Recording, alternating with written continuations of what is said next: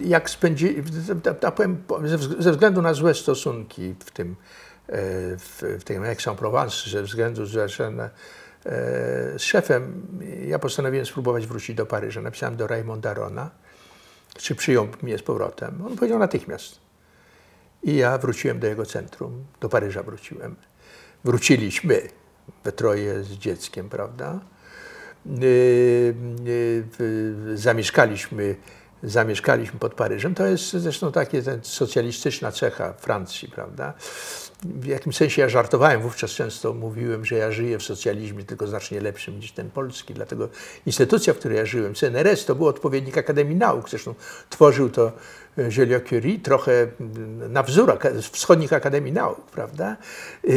I to była instytucja, w której tak jak Akademia Nauk nie było obowiązków dydaktycznych, były tylko, że tak powiem, obowiązki rozwijania się, kształcenia się, prawda? Pisania. Tam były stołówki, tam były domy wypoczynkowe, prawda? Tam były przywileje, tam były mieszkania. Dla tych o niższych płacach były mieszkania, takie subwencjonowane mieszkania. HLM-y to się nazywa po francusku. I myśmy dostali takie mieszkanie. Te domy wyglądały dość takie, no, takie betonowce, takie niezbyt ładne, ale w Polsce taki można powiedzieć, że większość budownictwa miejskiego ma standard nie wyższy. Dostaliśmy mieszkanie, płaciliśmy grosze. To było bliskie przedmieście Bagneux, bliskie przedmieście Paryża. Wtedy jeszcze skład, że tak powiem, narodowościowy był inny. Dzisiaj kompletnie dominują migranci, głównie z krajów arabskich.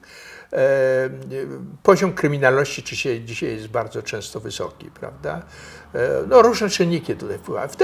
Wtedy tam było dużo też uboższych tam robotników, Francuzów. Mieszany był skład.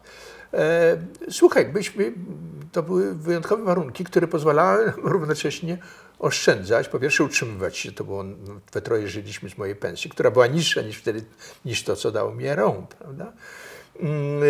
I dlatego oszczędzaliśmy. Dzięki temu w którymś momencie kupiliśmy sobie domek, prawda, pod Paryżem też, w Arcueil, mały taki domek, ale który był rozkoszny.